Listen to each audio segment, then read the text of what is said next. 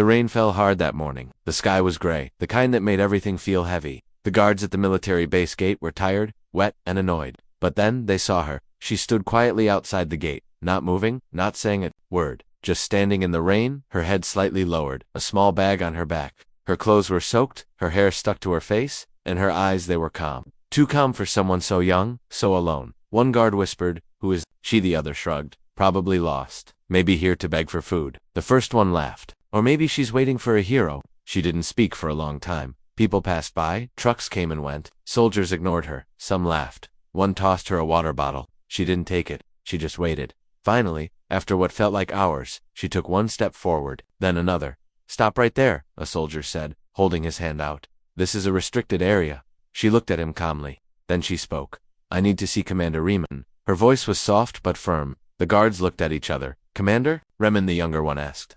"Why? It's personal," she said. The older guard raised an eyebrow. "Do you have an appointment?" She shook her head. "No." "Then you need to leave." She didn't move. Instead, she slowly reached into her bag. The guards tensed. One moved his hand toward his weapon, but she only pulled out a photo. "A black and white one?" She held it out. The younger guard took it. He stared at it, his face changing. The photo was old. A woman stood in uniform, smiling. Beside her was a man, young, proud, serious. Commander Riemann, from his early days. The woman had a faint scar on her side, visible under her torn uniform. The guard looked at the girl again. "Who are you?" She looked him straight in the eyes. "Her daughter." The older guard's hand dropped. "Wait here," he said quickly, and ran inside.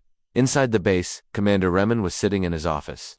He was reading an old report, something from years ago. He looked tired. His hair was gray at the temples, and there were lines under his eyes. He had seen too much, lost too much. A knock on the door. "Come in." The young guard entered, breathing hard. "Sir, there's a girl at the gate. Says she needs to speak to you." Riemann didn't look up. "Tell her to make an appointment. She has a photo." "Sir, it's of you and Lieutenant Zara." Riemann froze. The name hit him like a bullet. He slowly raised his eyes. "Zara?" The guard nodded. "She says she's her daughter."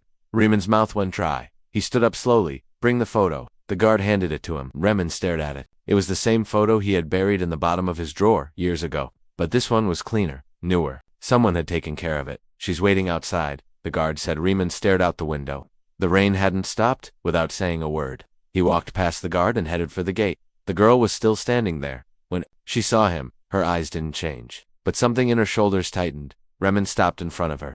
For a long moment, he just looked at her. Then, softly, he asked, "What's your name?" "Alina." His lips parted. "How old are you?" 22. He did the math in his head. It fit, but he couldn't believe it. "Your mother," he began, "was left behind," Alina said quietly. "And she didn't die." Riemann's heart beat faster. "She survived." Alina nodded. "She lived, she suffered, she escaped." He stared at her. She was calm, controlled, but there was a storm inside her. "I need to talk to you," she said. He nodded slowly. "Come inside." She followed him through the base. Soldiers turned to look. Some whispered, others just stared. No one knew who she was, but they could feel something big was happening.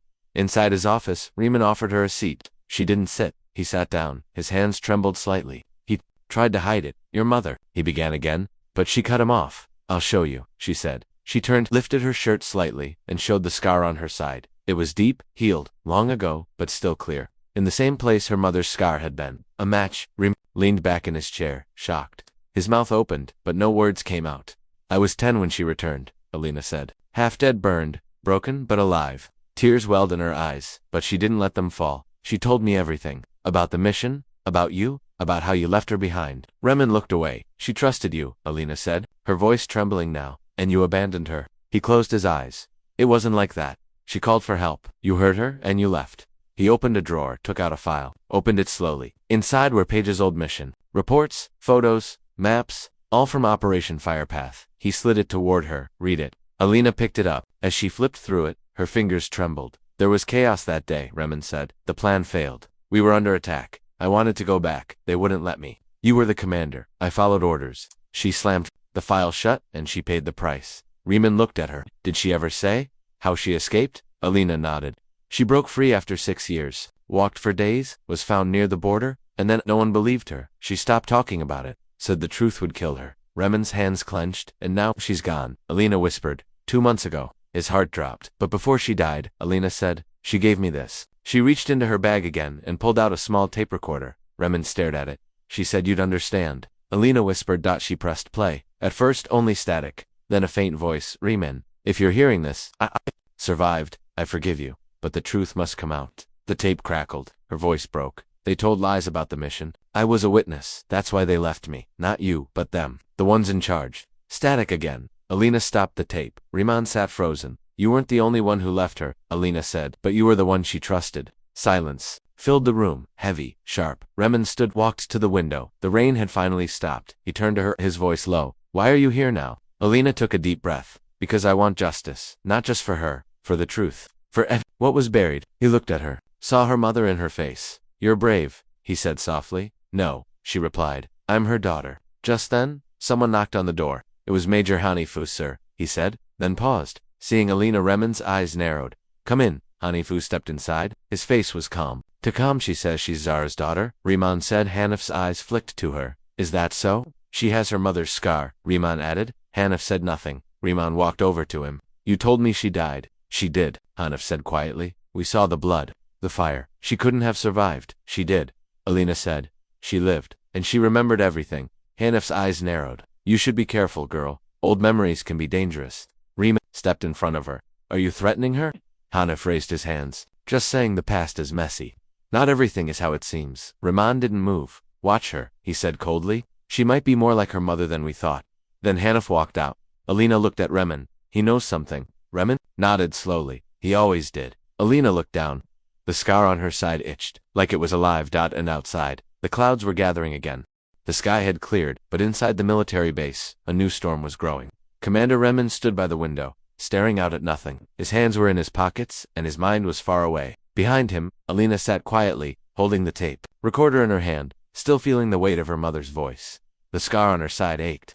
Not from pain, but from memory, the kind of memory that never lets go. Finally, Riemann turned around. What else did she tell you? Alina looked up. She didn't speak much. Most of the time, she just stared at the walls. But when she did speak, it was always the same. A story about the mission, about the voices she heard on the radio, about being left behind, and about someone who gave the final order to leave. Riemann's face tightened. She thought it was me. Alina nodded slowly. She never said it directly, but the pain in her eyes always deepened when she mentioned your name.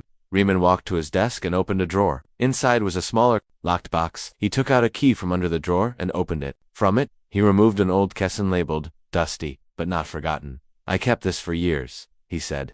Didn't have the courage to listen again. He inserted it into the base's tape player. Alina leaned forward. The tape clicked and began to play. It was a mission recording. Voices shouted, commands were given, explosions roared in the background. Then a woman's voice, Zara's voice, cut through the noise. This is Lieutenant Zara. I'm trapped near the east bunker, requesting immediate evac. Repeat, requesting evac. Silence. Then another voice. Negative, Zara. Pullout order has been confirmed. The team is leaving now. There was panic in her reply. You can't leave me. I'm still alive. I can make it to the gate, just hold. But the voice cut in again. It's too late. We have to follow protocol. The tape ended. Alina's heart pounded. Was that your voice? Riemann looked ashamed. No, it wasn't me. That was Major Hanif. Alina's fingers clenched into fists. He left her. I begged him to wait. Said I was injured at the time. A bullet in my shoulder. I couldn't lead the team out. Hanif took command. He made the call. Alina's voice cracked. But you never stopped him. Riemann sat down, exhausted.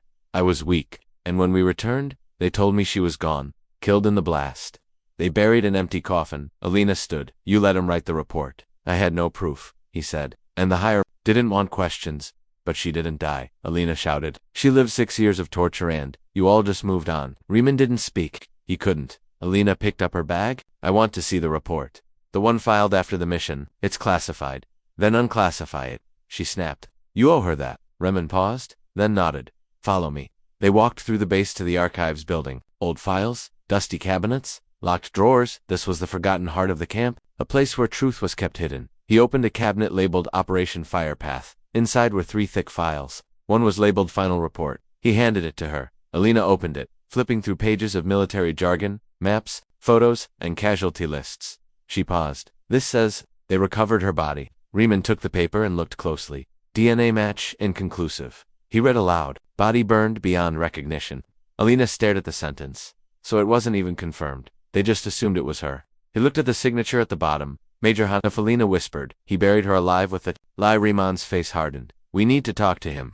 They walked back to the main building. Hanif's office was at the far end of the hall. As they approached, Riemann knocked on the door. No answer. He knocked again. Still nothing. Sir, A young officer called out, walking by. Major Hanif left the base 2 hours ago. Remen narrowed his eyes. Did he say where he was going? The crime is assertive and conversational. Officer shook his head. No, sir. He said it was urgent, personal business. Alina and Remen exchanged looks. He's running, she said. Remen turned to the officer. Check the security feed. I want to know which vehicle he took and where he headed. Alina sat on a bench, her legs trembling. For the first time, the weight of what she was doing hit her hard. She wasn't just uncovering her mother's past. She was digging into something much bigger. 15 minutes later, the officer returned. He took a military jeep and headed northeast, toward the old training compound. Remen frowned. That place was shut down years ago. Alina stood. Then why would he go there now? Because there's something there he doesn't want us to find. They drove fast. The road to the old compound was broken, half swallowed by weeds. The sky above had darkened again, as if nature itself was warning them to turn back. The compound was silent. A broken fence hung open. The old buildings were covered in vines and moss. The place smelled like rust and secrets. They stepped out quietly. Remen carried his old service pistol. Alina held a flashlight. Inside the main building. They moved through dusty halls, checking every room. In one room, they found a 10-old radio setup, still powered by a backup generator. On the table was a folder, fresh, not dusty. Alina picked it up. Inside were documents, photos of prisoners, reports of secret holding cells, maps of escape tunnels, and one sheet caught her eye. It had her mother's name. Subject Zara, it read, recovered from enemy territory, kept in off-grid facility for further intelligence extraction. Survival unexpected. Alina's lips trembled. She wasn't just lost. They found her and kept her hidden. Riemann stared at the page in horror. They used her, they kept her alive, and made sure no one knew. A sudden sound behind them. A door creaked open. They turned. Major Hanif stood there, holding a pistol. You shouldn't have come here, he said coldly. Alina stepped forward. You lied. You ruined her life. You ruined ours. Hanif pointed the gun at her. She knew too much. She had seen something she wasn't supposed to. Orders came from above. Remen stepped in front of Alina. You followed those orders? You left your own teammate behind like garbage. Hanif's eyes darkened. I did what I had to. We all did. Alina shouted. She was a soldier, your friend. She trusted you. Hanif raised the gun higher. And now her daughter is about to make the same mistake. But before he could pull the trigger, Remen stepped sideways and fired. The shot echoed through the building. Hanif's gun dropped from his hand. He clutched his shoulder and fell to the ground, groaning. Alina rushed to the documents. We need these. The truth is here. Riemann cuffed Hanif's hands behind his back. We're taking him back. Let the world see what he did. They drove back in silence. Hanif groaned in pain in the back seat. Alina held the folder close to her chest. When they returned to the base, Remen ordered 2 guards to detain Hanif and secure the documents. That night, Alina sat alone in her guest room at the base. She looked at the scar on her side. She thought of her mother, of the pain, the silence, the strength it took to survive. And now, she had the proof. Her mother had been silenced by the very people she served, but not anymore. The next morning, Remen stood at the press podium, facing cameras and reporters. Alina stood beside him. He spoke calmly. There was a lie told many years ago. A soldier was abandoned, left for dead, and hidden from the world. That ends today. Reporters shouted. Questions. Is this about Operation Fire? Who ordered the cover-up? Was Major Hanif involved? Alina stepped forward, holding the folder. She opened it and placed it on the podium. My mother was a hero, she said. Not a ghost. The room went silent. Behind the silence was a storm. Justice, truth, and a scar that had waited too long to be seen. The press conference echoed through every corner of the base. Within minutes, it had spread beyond onto social media, TV, and whispered phone calls from old soldiers who had long buried Operation Firepath in their memories. But now, those memories were crawling back out of the dark. Truth was no longer hidden.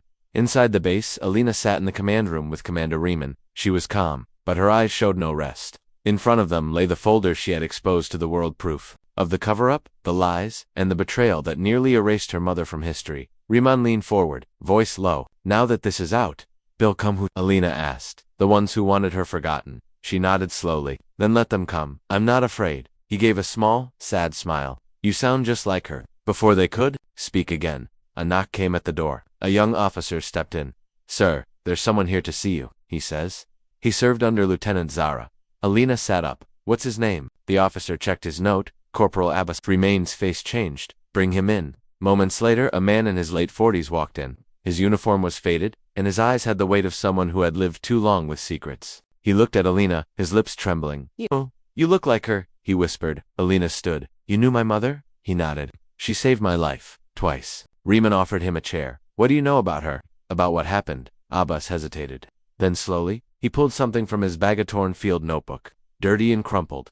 She gave this to me when we got separated during the mission, he said. Told me to keep it safe. Said it had everything. Alina took it gently and opened the first page. Her mother's handwriting filled the lines. Notes about patrols, names, coordinates, warnings, Remen read over her shoulder. This shows she discovered something, Abbas nodded. A weapons deal, illegal, between one of our own commanders and an enemy general. She found out by accident, took notes, recorded conversations, and that's when things changed. Alina whispered. They wanted her silenced. She tried to report it, Abbas said, but the message never reached command. She gave the notebook to me the night before the mission, told me if she didn't make it back, I should run.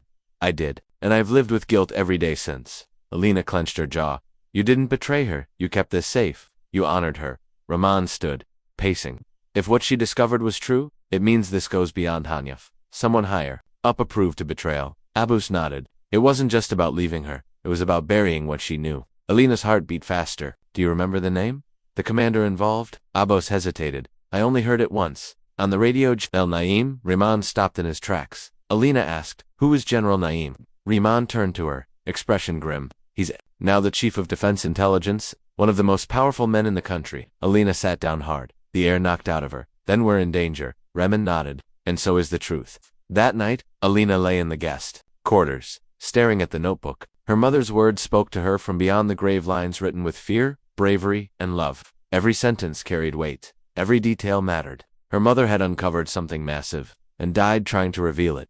The next morning, Remen received a summons from the Defense Ministry. Emergency meeting, the letter read, regarding the unauthorized disclosure of classified operations. He looked at Alina. They're not happy. Will you go? She asked. I have to, but you're not coming. I won't stay silent. You won't be safe. I'm not here to be safe, she replied. I'm here for her. He saw the fire in her eyes and knew he couldn't stop her. They flew to the capital together. No uniforms, no badges. Just two people chasing truth.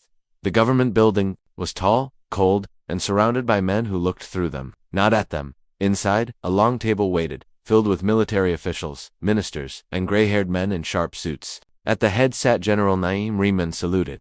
Alina stood still, her face calm but burning with fury inside. Naim looked at her. And who is this? She's the daughter of Lieutenant Zara, Remen replied. Murmurs filled the room. She should not be here. A man in the corner snapped. She has every right, Remen said. She carries the proof, she carries the scar. Niam's voice was cold. You've brought shame to this institution. Commander, unsealing classified files, holding a press conference without approval. Alina stepped forward. My mother was tortured for 6 years while you all moved on with your lives, and you dare speak of shame? Gasps. One man dropped his pen. She uncovered corruption, Alina continued. She trusted her commanders. They betrayed her. And now you want to bury her again. Naim didn't blink. You're young, emotional. You don't understand how the world works.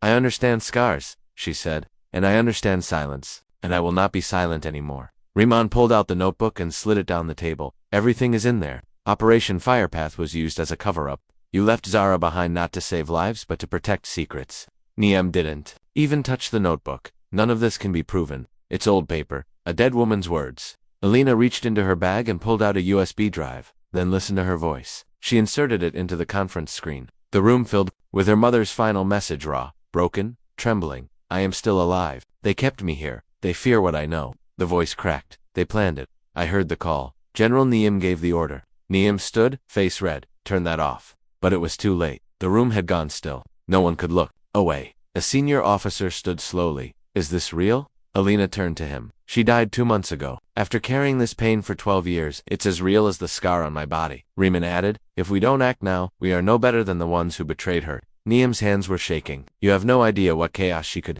have caused. One leak, one mistake, and everything would have collapsed. She was loyal, Alina said. You were not. A silence thicker than steel fell over the room. The next day, news broke everywhere. Secret military cover-up exposed Lieutenant Zara's daughter demands justice. General Naim under investigation. Alina and Remen returned to the base. The soldiers didn't stare this time. They stood. They saluted her. Abbas walked up to her. You did it. Alina didn't smile. Not yet. Later that night, she stood by the memorial wall, where names of the fallen were written. Her mother's name wasn't there. She walked up to the wall with a fresh plaque in her hand. Her mother's full name. She held it there. Waiting, Remen stepped beside her. Let me to the plaque, removed a blank spot from the wall, and placed it carefully. Lieutenant Zara Siddiqui hero, fighter. Forgotten no more. Alina's tears finally fell. I just wish she could have seen this. She whispered. Remen looked at the sky. She did. She always saw you. As they stood in silence, a voice came from behind. It was a young soldier. Miss Alina, we found something else. In the old locker, belongs to your mother. She turned, took the envelope, and opened it. Inside was a small necklace. The one her mother used to wear, half broken but still shining. Alina held it close. The battle wasn't over, but the silence had been broken, and now the world would have to listen. The necklace felt warm in Alina's hand. As she stood beside the memorial wall, rain gently falling again. She stared at the small silver pendant her mother had worn all those years ago. It was scratched, one side broken, but it still carried a quiet glow, as if holding her mother's spirit inside. She clutched it tightly and whispered, "I'm not done, Mama, not yet." Behind her, Commander Rahman stood still. He had aged in just a few days. His face looked tired, but his posture remained upright. He didn't say anything. He didn't need to. They both knew what was coming. The storm had begun. That night, the base was unusually quiet. Rimmon had increased security. 2 guards were stationed outside Alina's door. After the press conference and the explosive recording played before the Defense Ministry, they weren't just facing military discipline, they were risking their lives. General Naim had gone silent, but Rimmon knew men like him didn't stay quiet for long. They planned in shadows, moved in silence, and attacked when the light dimmed. Alina sat on her bed with the field notebook open. She was going through every line, every coordinate, every scribbled note her mother had written in those final weeks before Operation Fire Path. Her mother had found something she wasn't supposed to see. One line caught her eye again. Secure goods arrive. Weekly via River Post 9. No ID checks. No logs. Under the radar. Officer N. Overseas? Alina whispered the name aloud. Officer N. There were many officers with names starting with N, but in that secret message, her mother had underlined the letter twice. That wasn't just an initial, it was a warning name. She jumped to her feet and rushed to Riemann's office. He looked up from a report as she entered. You found something? She placed the notebook on his desk and pointed. River Post 9, she wrote. It down said something was arriving weekly. No checks, no logs. Naim was overseeing it. Rahman's eyes narrowed. River Post 9 hasn't been operational for over 10 years. They shut it down. Claimed flood damage destroyed the route. Alina sat down across from him. Or maybe they just said that to stop people from looking. He leaned back in his chair. We need to go there. Now Alina stood. Then let's move. An hour later, they left quietly in an unmarked vehicle, taking only 2 trusted soldiers with them. The drive was long and silent, cutting through forests, past old villages, and onto roads that hadn't been used in years. The fog grew thicker. As they approached the river, River Post 9 was exactly as the records described: abandoned broken gates, rusted fuel tanks, mold-covered storage buildings, and a half-sunken dock. Nature had swallowed the place, but not completely. As they stepped out of the vehicle, Alina noticed something strange: fresh tire marks in the mud. She looked at Rimmon. Someone's been here. He nodded. Recently? They moved carefully. Rimmon held his old sidearm, and the 2 soldiers followed closely behind. Alina moved between them, flashlight in hand. Inside the main dock office, dust covered most of the shelves. But on one table, a set of new maps were spread out. Rimmon picked one up and examined it. Smuggler routes, he whispered. Modified, updated. These were printed this year. Alina opened a metal cabinet nearby. Inside were boxers. She pulled one out and opened the lid. Her breath caught. Inside were military weapons, fresh, untouched, still packed. These aren't old, she said. These are being moved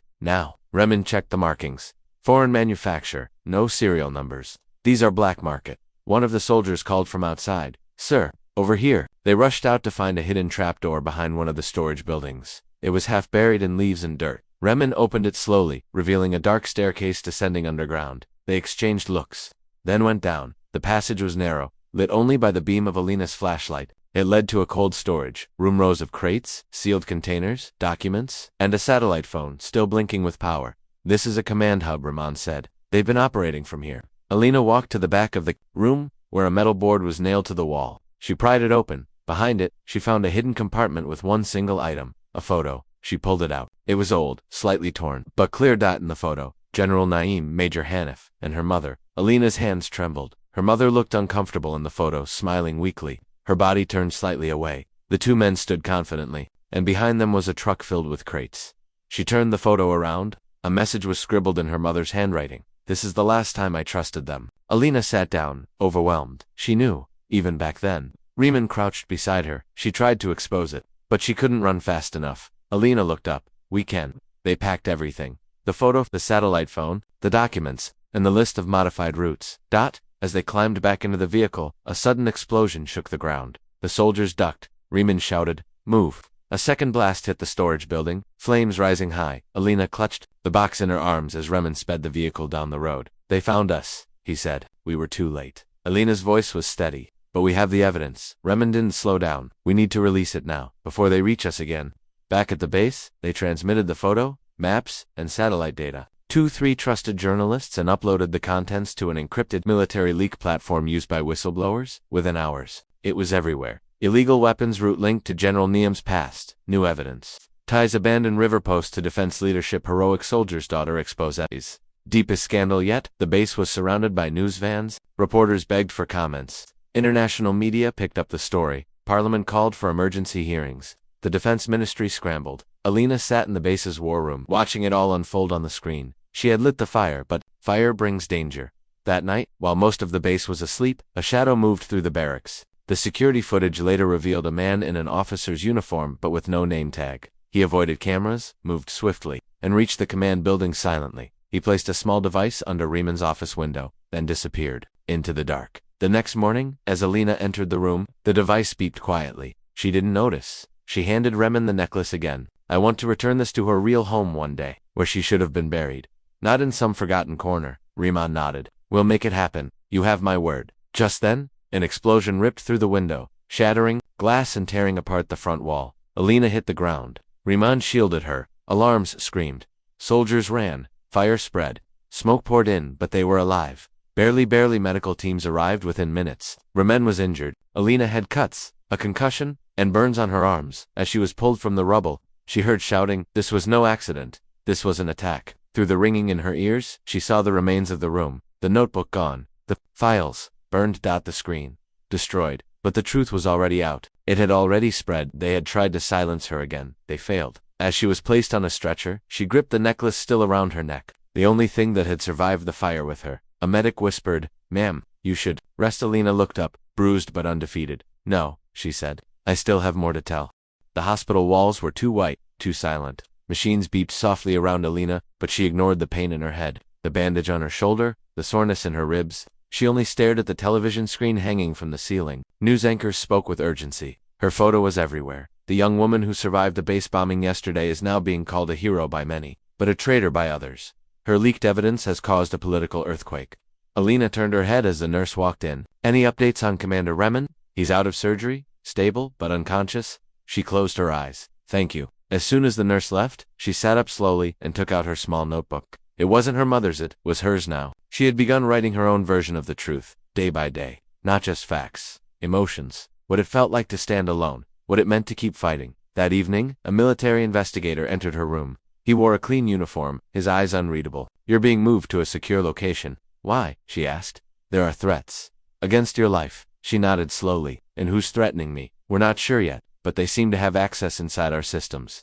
She stared at him, meaning they're military. He said nothing, just handed her a file. "You'll be briefed further once relocated." Before she could say more, soldiers arrived to escort her. She didn't argue. They placed her in an armored vehicle and drove for over 2 hours. Finally, they reached an old intelligence outpost in the northern mountains. It had long been abandoned for field use, but recently reopened. As she stepped out, snow crunched beneath her boots. A cold wind hit her face. The outpost looked empty, but she knew better. Cameras watched every angle. Drones hovered in the sky. Inside, she was given a warm jacket, a room with no windows, and a cot with clean sheets. Her new life as a target had begun. Over the next few days, she was kept under constant guard. But she wasn't alone. Commander Riemann finally regained consciousness and joined her by video call. His face was pale, a large bandage wrapped around his forehead. "They're trying to silence you," he said weakly. "I know," she replied, "but they failed." He looked at her with something between pride and sadness. "They'll come again, in other ways. You've stirred something too deep." She leaned closer to the screen. "Then we go deeper." That night, she reviewed the data they had saved before the explosion. Most of it was gone, but one hidden folder stored in the satellite phone's memory had survived. Inside it were voice recordings, conversations her mother had secretly recorded. Alina pressed play. A familiar voice spoke. Her mother. "They're rerouting shipments through the river. The commander thinks no one knows. But I've seen the paperwork." Then came another voice. "A man.com, L.O. cold. If you speak Major Zoya, you'll be removed." A pause. "You think I'm scared of men like you? I think you underestimate what we're capable of." Alina froze. The voice was unmistakable. General Naim, her mother, had faced him head-on and recorded it. She played the next file. This one was longer. It described names, payments, secret locations. Her mother had built a full report, but there was one name her mother mentioned that shocked her. "Colonel Farid is the one handling the encryption keys. Without him, they're blind." Alina whispered. Farid. Colonel Farid had been one of her father's oldest friends. He had visited their house when she was little. He had attended her mother's funeral. He had even brought flowers. She sat back, heart racing. Was he involved too? The next morning, she requested a secure line to the Defense Ministry. It was granted but monitored. She spoke clearly and directly. I have recordings that place General Neam and Colonel Farid in active conspiracy against this nation. I am willing to testify publicly. There was silence on the line. Then a voice spoke. We'll get back to you. Hours passed. Then a helicopter arrived at the outpost. She was escorted to the landing zone. Riemann, now mobile, walked beside her with a cane. You sure about this? She nodded. If I don't speak now, I'll never be safe again. They flew her to the capital. In the heart of the city, inside a secure building, she sat before a panel of ministers, journalists, and military judges. Cameras recorded everything. She wore a simple dress, her scars visible, her voice calm. She played the tapes. She named names. She told the story of her mother, of the evidence, of the attacks, of the betrayal. The room was silent when she finished. One judge leaned forward. And you are certain this Colonel Farid was involved? She hesitated. Yes. Suddenly the door opened. Colonel Farid entered, escorted by 2 military police officers. His face showed no emotion. But when his eyes met hers, something floored. Requite anger. He spoke slowly. I deny these claims. I serve this nation honorably. I loved Zoya like a sister. Alina stood. Then why did you try to erase her? His lips tightened. You don't know everything. She stepped closer. Then tell me. On camera, in front of the world. He paused, then looked at the panel. I want to speak privately. Off record. They refused, so he sat down and said nothing. The session ended in chaos. Half the room clapped, half shouted. Alina was escorted out quickly. Reporters swarmed the building. That night, a video clip from the trial went viral. Her final words in the courtroom were played on every screen. They tried to erase my mother, but I carry her scars. You can't silence the truth forever. Public opinion turned sharply, but the danger hadn't passed. While resting in her room in the capital's military quarters, she received a message on her tablet. It had no name, no sender. Just a sentence. You've made powerful enemies. Girl, one of them is watching you now. She looked up, out the window. Across the rooftop nearby, she saw a figure still dark. And UNMOVING. She reached for the emergency line, but the signal had been cut. She grabbed her jacket and slipped out the back door. She didn't run. She walked calmly to the lower level. 2 guards were there. She whispered, someone is on the roof, watching me. They looked confused. Ma'am, no one is allowed up there. That's what I'm afraid of, she said. They followed her to the roof entrance. The door was unlocked. Inside. Nothing but cold wind, but a single bullet casing lay on the floor, not fired, just placed. Like a warning, she picked it up, held it in her palm. Tell Riemann, she said softly. They've crossed another line. But as she turned to go, her phone buzzed again. Another message. This one with a video attachment. She played it. It showed her mother laughing, running through a training field alive, full of light. The screen cut to black. Then white letters appeared. She was brave, but not careful. Alina's blood went cold. They weren't just warning her, they were threatening her. Memory, and she wouldn't let that happen. She walked back down the stairs, holding the bullet casing in one hand and her necklace in the other. The fight had changed. This wasn't just about evidence. This was personal now, and Alina had only just begun. The next morning, Alina sat by the window of her secured room, staring at the empty rooftop where the figure had been the night before. The cold bullet casing lay on the table beside her tea. She hadn't slept. She couldn't. That video, those words, she was brave, but not careful, played over and over in her head. Whoever sent it didn't just know her. They knew what her mother meant to her. That made this more than a threat. It was a challenge. Commander Riemann arrived an hour later. His limp was worse than before, but he stood straight, refusing to let pain show. He looked at the bullet casing. Without touching it, that message wasn't random, he said. No, Alina replied. They're mocking her. Ramon's jaw tightened. We traced the signal. It was bounced through 6 foreign servers, but the origin is local. Someone inside our own intelligence system is feeding information to them. Alina stared at him. Then why haven't we arrested anyone? Because we still don't know. Who's protecting them? She turned away, frustrated. I don't want to just play defense anymore. I want to go after them. Riemann raised an eyebrow. You've already risked your life. And now I'm risking her memory, Alina whispered. I won't let her be erased. Riemann pulled something from his coat. A file, old, weathered, sealed. What's that? Your mother's final field journal. It was classified. I got clearance. Alina took it in trembling hands. Her mother's handwriting covered each page. Pages about corruption, about names she didn't know, about someone codenamed the Mirror. What is this? She asked. Riemann looked at her, carefully. A ghost? No official identity. But Zoya believed the Mirror was the one controlling it all. Alina stared at the word. Why that name? She wrote that whoever the Mirror is, they reflect back everything: people, fear, truth, exposure, justice. Alina's mind raced. Do you think this Mirror is still active? I think the Mirror was the one who sent you that bullet. She felt her heart pounding. Then I want to find them. Remen hesitated. Then we need help. Later that day, they traveled together to a dusty library hidden behind an old military base, a place no one visited anymore. Inside, a man, with glasses and a crooked spine waited. His name was Usman, an Exiber operative who had vanished from records 5 years ago. Riemann introduced him quietly. Usman was one of Zoya's allies. He helped her encrypt everything. Usman looked at Alina with curious eyes. You look like her, but you speak like yourself. I want to finish what she started. He nodded slowly. Then you'll need this. He handed her a small flash drive. This contains a tracker. If you receive another message, we can trace it if we're fast. Alina took it. Thank you. But Usman held up a hand. Understand one thing. If you go after the mirror, they won't run. They'll strike. Hard. Are you ready for that? She looked him in the eye. I was born ready. That night, Alina returned to her room. With the drive, she plugged it into her tablet, set the trace, and waited. She didn't have to wait long. At 2:41 a.m., a new message appeared. This time, it was just a photo her mother, seated beside a soldier, whose face was circled in red. Alina didn't recognize him. She ran the photo through the military database. It came back encrypted. She called Usman. He answered with a yawn. All right, share screen. As he worked through the coding, he frowned. This is deep. Someone locked this file hard. Can you break it? I can try. After a few tense minutes, the screen flashed green. File decrypted. The name appeared. Major Hassan Tariq. Alina frowned. Who is he? Riemann stepped into the room. He had heard everything. Hassan Tariq disappeared 2 months before your mother's death. Officially listed as Mia. Alina stared at the screen. But he's not missing. He was with her. Why? Is his face circled? Usman leaned in. Maybe because he knew something. Or maybe he's still alive, Riemann said softly. If he is, he might be the key. Alina stood up. Then let's find him. 2 days later, Alina, Rahman, and a small team arrived in a remote village on the border near the tribal region. Usman's trace had led them to a quiet farmhouse registered under a false name. Alina approached carefully, heart pounding. The air was thin, heavy with silence. They knocked, no answer. They entered slowly. Inside, dust covered everything. But there were signs of recent use. A kettle, warm, a blanket folded neatly, a photo on the wall. It was him, Major Hassan, in uniform. Then came a noise from the back, a soft thump. Alina motioned to the team. Weapons ready. They moved toward the sound. In the last room, they found him.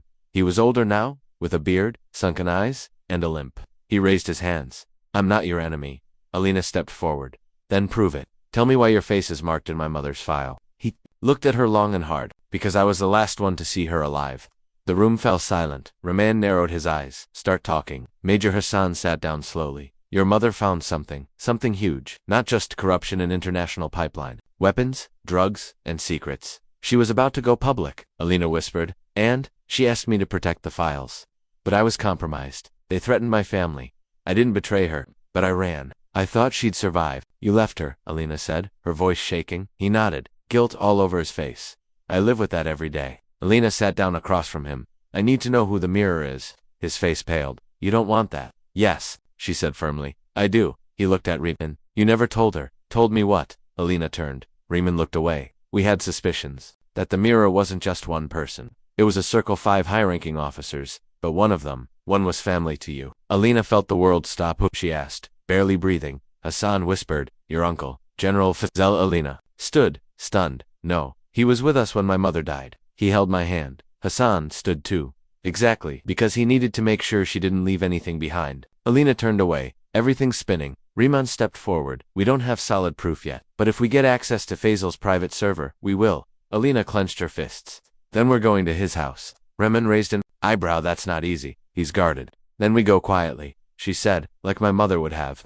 Later that night, under moonlight and fog, Alina and Riemann drove toward the military enclave where General Fazl lived. Usman stayed on, guiding them through security blind spots. Alina wore black, her scar covered, her eyes sharp. They reached the outer wall and climbed over quietly. Inside, the estate was huge, empty looking, but cameras followed every inch. They found the office window and slipped inside. Alina moved to the computer, inserted the flash drive Usman had given her, and began extraction. Riemann kept watch. Suddenly, footsteps. Guards. They ducked behind the desk. The guards entered, spoke quietly, then left. Alina exhaled. The download was at 80%. Come on, she whispered. Then the lights came on, and standing at the door was General Fazl himself.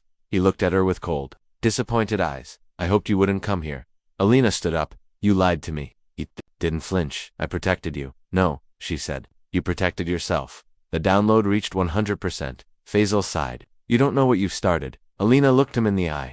No, you don't know what she started. I'm just finishing it. Then Riemann fired a stun grenade. The room filled with light and smoke. They escaped through the back window as they drove away. Alina clutched the flash drive. Inside it was the proof she had waited her whole life to find, but she also knew exposing it would destroy everything she thought was family. And as the road twisted through the hills, her heart broke all over again. The car sped through the hills as the morning sun started to rise, casting long shadows across the quiet roads. Alina sat in the back seat with the flash drive clutched in her hand like it was a piece of her mother's heart. Commander Rima sat beside her, bruised but alert, watching the rearview mirror. They had made it out. Barely, but they had what they came for, the contents of General Faisal's private server. Proof, real, undeniable proof. Alina plugged the drive into her tablet as soon as they returned to the safe house. Usman joined the video call immediately, eyes wide with excitement. Did you get it? She nodded. It's all here. Files, messages, names, transactions. Everything. Usman's fingers flew across his keyboard. Okay, I'm copying and backing everything. We need to keep this in at least 3 places. Riemann sat down heavily. We need to act fast. If General Faisal knows what we took, he'll try to cover his tracks. Alina opened the first file. Her mother's name was on it, Zoya Malik. Attached was a report from a military inquiry. The words rogue operative appeared in bold. It was a lie, a cover-up. Tears filled Alina's eyes. They called her rogue. After everything she did, after all she risked. Ramon's voice was calm. They wanted to bury her story. Now we'll dig it out. Another file opened. Bank transfers millions of dollars from foreign accounts to high-ranking officers. Then a folder titled Mirror Corps. Alina's hands trembled. She clicked. 5 profiles appeared. Photos, ranks, positions. Faisal was there, so were 4 others. Generals, advisors, politicians. One of them was the current Minister of Defense. Alina stared at the screen. This isn't just corruption. This is treason. Usman's voice turned serious.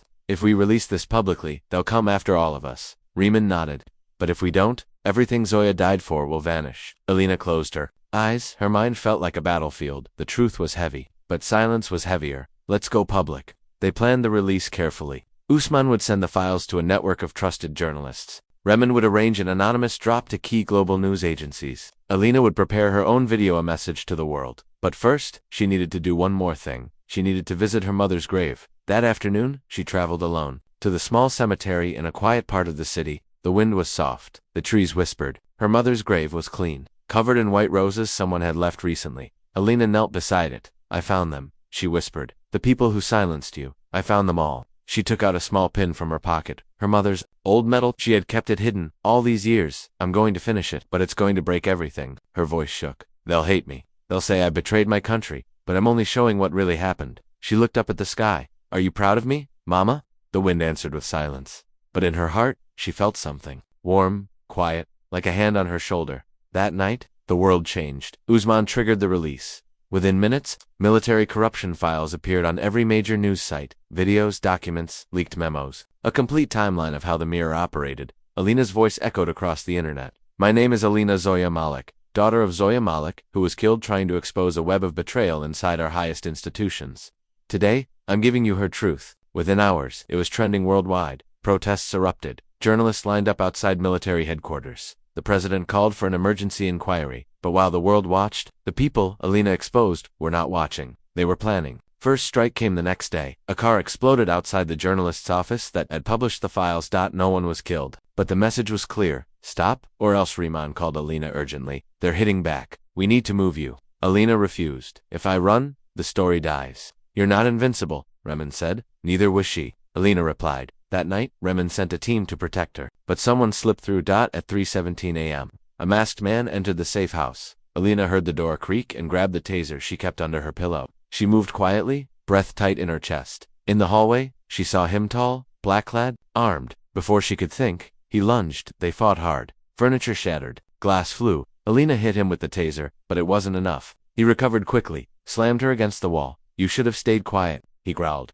Then a gunshot. The man fell. Behind him stood Riemann, blood on his temple, holding his pistol. You owe me again, he muttered, helping her up. Alina could barely breathe. He was going to kill me. Riemann checked the man's pocket. A badge, not government, not police. Private contract. They're using mercenaries now, he said grimly. They're desperate. Later, in the hospital, Alina sat with Riemann, who had taken a hit to the ribs.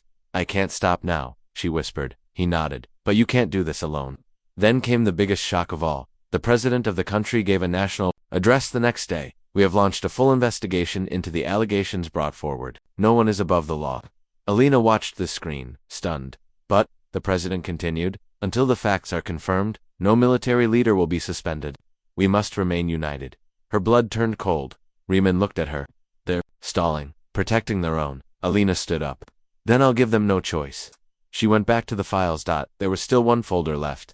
Labeled Scar. She hadn't opened it yet. Now, with shaking hands, she did. Inside were surveillance photos of her, from years ago, following her after her mother's death, notes about her school, her friends, her teachers. They had been watching her since she was a child. She felt sick. Then, one final document, dated 1 week before Zoya's death. It was a report from General Faisal. It said, Zoya's daughter may carry physical proof, a scar from the night of the breach. If it is ever exposed, the operation risks collapse. Recommend termination protocol. Be activated if contact is made. Alina stared at the words. She remembered the fire, the explosion, her side burning, her mother carrying her out, the scar, the pain. It was from them. The scar wasn't just a reminder of her mother, it was evidence. Evidence that she had been a target even as a child. Alina stood, shaking. They tried to kill me. They tried to erase her. Riemann looked at her. And now you have everything. She nodded. Then let's end this. But just as they began preparing the next broadcast, someone cut the power. The screens went black. Outside, the sound of trucks. Boots. Gunfire. They weren't done fighting yet. Alina had just stepped into the center of the storm. The silence was thick just before it broke. Outside the safe house, the hum of engines turned into a roar. Alina moved quickly, heart pounding, as Riemann checked the window. A convoy of black vehicles surrounded them, men in uniform stepping out, but not in any official army pattern. Their badges were covered, their faces hidden. They're not here to arrest us, Riemann said grimly. They're here to erase us. Alina's breath caught in her throat. She could feel the weight of the flash drive in her pocket. The last folder, the last proof. And now they had come to take it. We have to go. Riemann moved to the back, exit, but the door shook violently. Too late. He grabbed her hand. Basement tunnel. Now they rushed downstairs. A hidden passage behind a shelf led to an old water drainage system, dark, tight, and wet. As they crawled through it, above them they heard boots stomping, glass breaking, and shouting. We know you're here. Come out now and you won't be hurt. Someone lead. Alina didn't stop. She kept crawling until her hands bled against the broken concrete. Finally, they emerged into the forest outside the city. Dawn hadn't broken yet. The world was dark, cold. Where now? Alina asked. Riemann checked his phone. Signals jammed. We can't contact anyone, but we know someone they don't. He led her to a small cottage miles away, an old contact from the past. A retired intelligence officer named Azar, who owed Rahman a life. Azar opened the door with a shotgun in his hands. But when he saw Rahman's face, his eyes softened. Didn't think I'd ever see you again.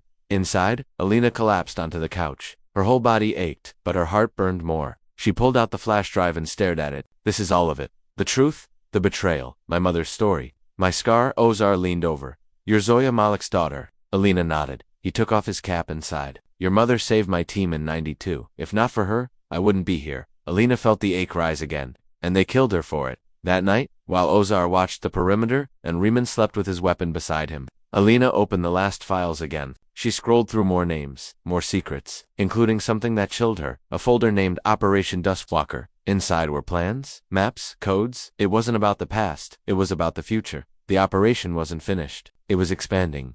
Through military channels, through civilian control, through elections and manipulated media, Alina whispered. They're still doing it. The mirror wasn't broken, it was just hiding deeper. Suddenly, a pop-up appeared on her screen. Incoming signal, unknown source. She froze. Another pop-up. Do you want to accept? Alina stared, then pressed yes. The screen turned black. A shadowy face appeared. I told him you'd be stubborn, the voice said coldly. You are, after all, your mother's daughter. Alina swallowed. Who are you? You already know. The voice paused. You opened the scar folder? That was a mistake. I'm not afraid of you. Good. You should be afraid of what happens next. The signal cut.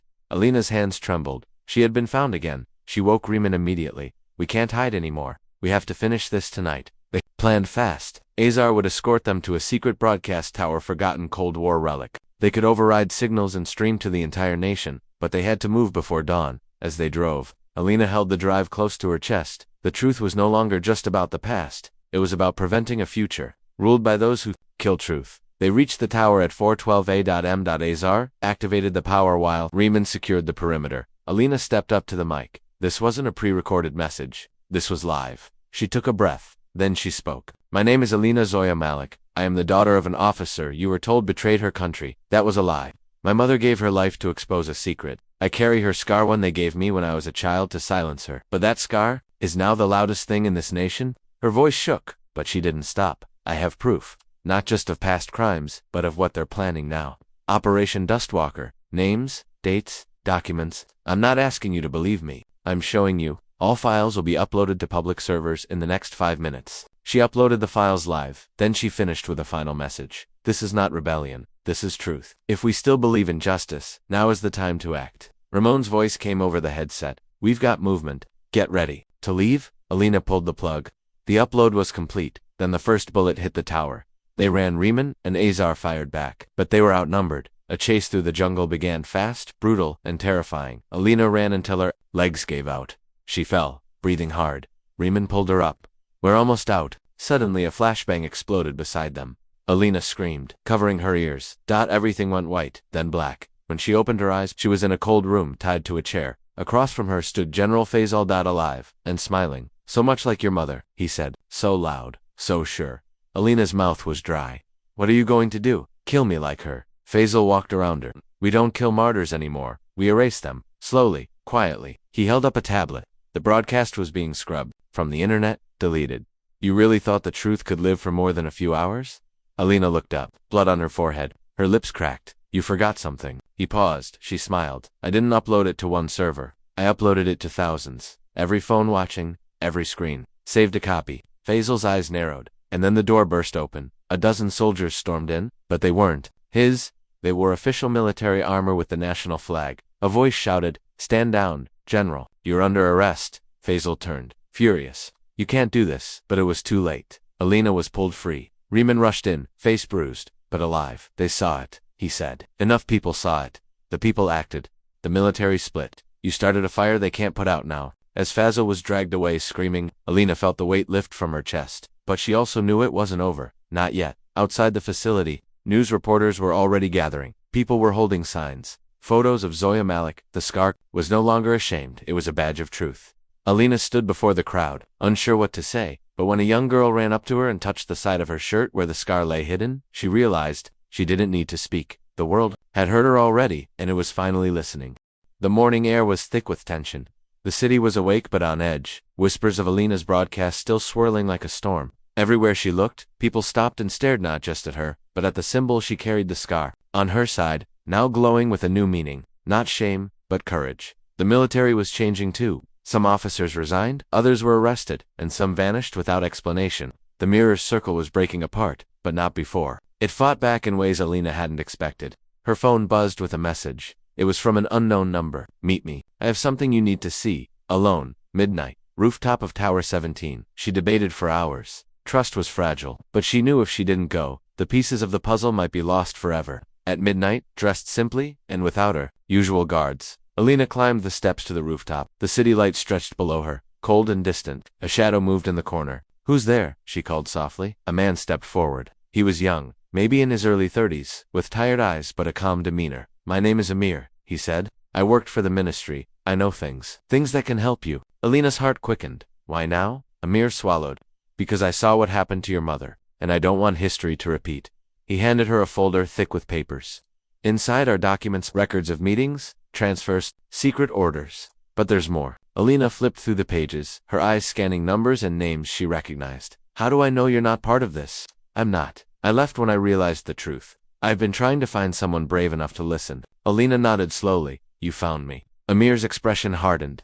"There's something else. The night your mother died, she sent a message." Alina's breath caught. "A message." He nodded. "Not just words. A video. Hidden inside a small device. It was meant for you." Alina stared. "Why didn't I get it?" "Because someone took it before it reached you." Her hands trembled. "Who?" Amir hesitated. "That's what I'm here to help you find out." They agreed to work together. Over the next days, Amir showed Alina encrypted files, hidden contacts, and a network of spies within the military. It was more dangerous than she thought. One night, as they pored over maps and messages, Alina's phone buzzed again. A new video. It was grainy, shaky, a woman's voice, barely audible. "Alina, if you're seeing this, know that I fought to protect you. The scar is more than a wound, it's a key. A reminder, trust no one but the truth." The screen flickered. Then words appeared. "Find the safe. Under the floorboard. Behind the scar." Alina stared at the video, tears streaming down her face. Her mother's voice. Her mother's final message. "The scar. It wasn't just a mark of pain, it was a symbol, a map, a clue. The next day Alina returned to her childhood home, now abandoned and silent. She stood in her old bedroom, the wooden floor cold beneath her feet. She knelt down near the spot where her scar was closest to the floorboard. Her fingers traced the grain of the wood. There, a small loose plank. With trembling hands she pried. It open side was a small metal box, rusted but locked. Alina pulled a key from her necklace, a key her mother had given her as a child. It fit. Inside the box was a stack of papers, a faded photo, and a small leather-bound journal. She opened the journal. The first page read, "To my daughter. When the time is right, this will tell you everything." Alina read, day and night, the words written by her mother. Secrets of betrayal, love, sacrifice, names of those who betrayed. One entry stopped her cold. It detailed a planned attack on the base, information that was leaked by someone close to the family. Alina's eyes widened. Betrayal from inside. She realized the depth of the conspiracy was deeper than she ever imagined. Her phone rang. It was Riemann. "We need to move. It's not safe here." As she left the house, she looked back. Once the scar on her side burned like fire, she wasn't just carrying a wound, she was carrying a legacy. And now, she had the map to uncover the rest of the truth. Part 9 ends. Let me know when you want me to continue with Part 10, where Alina faces unexpected betrayal and the fight for her life takes a shocking new turn. You said, Part 10, ChatGPT said. Here is Part 10 of your emotional 12-part YouTube story. She exposed the scar on her side and the commander couldn't say a word. Part 10, over 2,600 words. Written in simple emotional English. No headings, no extra spacing. Alina felt the weight of the metal box in her hands as she hurried. Through the quiet streets, the leather journal pressed close to her chest. Every step echoed in her mind like the ticking of a clock, counting down to something unknown, something dangerous. She was no longer a girl hiding scars. She was a woman walking into the storm her mother had fought so fiercely to expose. Riemann waited for her at a safe house, his face tense but steady. When she arrived, he opened the door without a word and led her inside. The room was dim, but the air felt thick with anticipation. "We can't stay here long," Riemann said. "The mirror's reach is wider than we thought." Alina nodded, flipping open the journal to a page marked with a folded corner. "I found this in the box. It's her handwriting." Riemann leaned in, reading silently. "Plans, names, dates. They knew we were coming." Alina's voice was steady but fierce. "She left clues for me, but she didn't expect me to walk this path alone." Riemann sighed. "We'll get through it, together." Suddenly the phone rang. Alina jumped. Riemann answered cautiously, eyes narrowing as he listened. "They want to meet," he said quietly after hanging up. Alina's heart pounded. "Who? A man named Malik? Claims to have information about your mother's last days." Malik. The name sent a cold shiver down Alina's spine. It was the name of the family friend she once trusted, her uncle's closest ally. Could he be a friend? Or foe? Riemann warned. This could be a trap. But Alina knew she had to risk it. "I need to know everything." That night, under the cover of darkness, they met Malik in a secluded park, shadows hiding the fear in his eyes. "I never wanted you hurt," Malik said, voice shaking. "Your mother was brave, but reckless." Alina's voice was sharp. "Then why did she die? Why did no one protect her?" Malik looked away. "Because some battles are not meant to be won." He handed Alina a sealed envelope. This was hidden in her files. Something she didn't want anyone to see until the time was right. Alina tore it open. Inside was a letter written by her mother, addressed to her. "My dearest Alina," it began. "If you are reading this, then I am gone. But my fight is not over. Trust no one completely. Even those closest may have shadows. The scar you carry is not just pennant, it's protection. Protect it, protect yourself." Alina felt tears burn her eyes. She knew. Malik nodded slowly. "There's more. I have files on the mirror's next move. They're planning to eliminate all threats. That includes you." Riemann's eyes darkened. "We have to act fast." Over the next days, Alina, Riemann, and Malik worked to piece together the puzzle. But every step forward was met with new dangers. Phones tapped. Vehicles followed. Allies disappeared. One evening, Alina returned to the safe house to find the door ajar. Inside, papers scattered. The metal box was gone. Her breath hitched. She called Riemann. "We've been compromised," he said gravely. Someone inside Alina's mind raced. Was Malik working for them? Could she trust anyone? Then a message popped up on her tablet. "Your mother's secrets are safe with me. Meet me at the old church, midnight alone." Alina swallowed hard. She had no choice. At midnight she entered the cold, empty church. Shadows stretching, like ghosts. A figure emerged, female cloaked in darkness. "I'm here to help," the woman said softly. "I was close to your mother." Alina's heart wrenched. "Why hide?" "Because the enemy is everywhere," the woman whispered, "and we must be careful." She handed Alina a small device. "This contains proof the mirror has spies in every department. They're watching." Alina took it, hope flickering. But as the woman turned to leave, footsteps echoed. Alina's hand shot out. "Wait, who sent you?" The woman paused. "Trust yourself. That's all I can say." She disappeared into the night. Alina stood alone, clutching the device. knowing the fight was far from over. The next morning, news broke another high-ranking official arrested. The mirror was unraveling, but so was Alina's safety. She looked at her scar in the mirror, remembering her mother's words. Protection, strength, legacy, and she knew, no matter the cost, she would carry it forward. Alina sat in the dim light of the safe house, her hands trembling slightly as she stared at the device given to her by the mysterious woman at the church. It was small, unassuming, but Alina knew it held the key to exposing even deeper layers of the mirror's network, spies embedded everywhere, watching every move she made. She felt the weight of her mother's legacy heavier than ever before. Every secret uncovered, every danger faced, was a step closer to the truth, but also a step closer to the edge of a cliff. Riemann entered quietly, his expression grim but resolute. "We've received word. Another arrest, Major." Tariq's name came up in the interrogation. "He's cooperating." Alina's breath caught. Major Hassan Tariq, the man who was last with her mother before her death? What is he saying? "Enough to start breaking the mirror's influence," Riemann said cautiously, "but they're tightening their grip on anyone who speaks." Alina nodded, trying to steady her racing thoughts. "What about Malik?" Riemann's eyes darkened. "We can't be sure if he's still trustworthy. His actions have been suspicious. But right now, we need every ally we can get." Alina felt a flicker of doubt. Trust had become a rare and dangerous thing. The next day, as Alina reviewed the files from the device, a sudden knock at the door startled her. Riemann answered, revealing a uniformed officer with an official warrant. "You're to come with us for questioning regarding the mirror's investigation," the officer said. Alina's heart sank. Was this real or another trap? Riemann whispered urgently. "Stay calm. We'll handle this." They were taken to a secure military facility. The interrogation was intense, but professional. Alina answered every question truthfully, aware that her every word was being recorded. After hours, the officers left her alone in a sterile room. Alina sat, exhausted, when a familiar voice spoke from the hallway. "Your mother was a remarkable woman." Alina turned to see Malik standing there, no guard with him. "Why are you here?" she demanded. He sighed. "Because I want to help. You finish this? Because I can't live with the guilt anymore." Alina's eyes searched his face. Could she believe him? Before she could answer, the door burst open. Armed men rushed in, surrounding them. "It's a trap," Riemann yelled, appearing behind them with a small team. A fierce firefight erupted. Alina dove for cover, heart pounding. Bullets shattered walls and windows. The smell of smoke and fear filled the air. When the dust settled, several men lay unconscious or captured. The attackers retreated. Alina looked at Malik, who had taken a bullet in his shoulder. "I'm sorry," he whispered. "I'm on your side." Riemann called for medical help. "We're not done yet. The mirror's grip is weakening, but they'll strike harder." Alina nodded, feeling a fire ignite inside her. That night, Alina received an encrypted message from an unknown source. It was a video, her mother, alive and vibrant, speaking directly to her. "Alina, if you are watching this, then I have left you a path to freedom. Remember, the scar you carry is a symbol of resilience. The truth will set you free, but the fight will never end. Trust no one but yourself." Alina watched, tears streaming down her face. The last words echoed in her mind. Trust no one but yourself. She realized the hardest battle wasn't just exposing the mirror, it was knowing who to trust. As dawn broke, Alina made a decision. She would continue her mother's fight, but this time she would rely on no one but herself. The scar on her side was not just a mark of penance, was her shield, her weapon, her story, and she was ready to face whatever came next. The morning sun cast a pale light over the city, but inside Alina's heart, a storm was raging. After months of struggle, danger, and betrayal, the final battle was upon her. The scar on her side, once a secret mark of pain, had become a symbol of truth, courage, and sacrifice. But with the truth finally out, the real question remained: would justice prevail?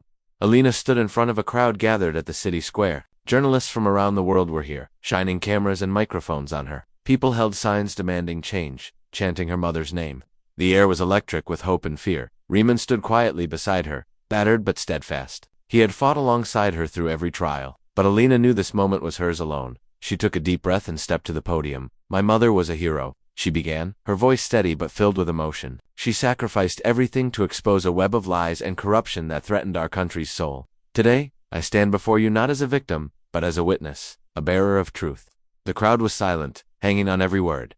"I have uncovered secrets that many tried to hide, names of those who betrayed our trust, plans that endangered our future. But this scar," she touched the side of her shirt where the mark was hidden, "is a reminder that the fight for justice is not easy. It is painful, it is dangerous, but it is necessary." Suddenly, a loud explosion shook the square. Panic erupted, but the people didn't run. They stood their ground. Police and soldiers rushed to secure the area. Alina felt Riemann's hand tighten on her shoulder. "This is it," he said. "They want to stop us." But Alina refused to back down. She continued, "Our country deserves the truth. We deserve leaders who serve us, not themselves, and together, we will rebuild what was broken. From the chaos, a young girl stepped forward. She looked up at Alina with wide, hopeful eyes. "You're like my mother," she said softly. "You make me believe things can change." Alina smiled, tears stinging her eyes. "We all have scars, but together, we are stronger." As the day unfolded, investigations intensified. The Mirror's members were arrested one by one. Evidence poured in from citizens inspired by Alina's courage. The military began reforms, and the government pledged transparency, but not everyone was pleased. Late at night, Alina received a call. "You think this is over?" A voice sneered. "The real power lies deeper than you know." Alina's grip tightened on the phone. "I will finish what my mother started," she said calmly, "and no one can stop me." Weeks later, Alina visited her mother's grave again, this time with Riemann and the young girl. She placed fresh flowers on the tombstone. "Thank you," she whispered, "for your courage, your love, your scar." The sun set behind them, casting a golden glow. Alina knew the journey wasn't over, but she was ready. Her scar was no longer a secret, it was a promise. A promise that truth would always fight back, and that no matter how dark the night, dawn would always come.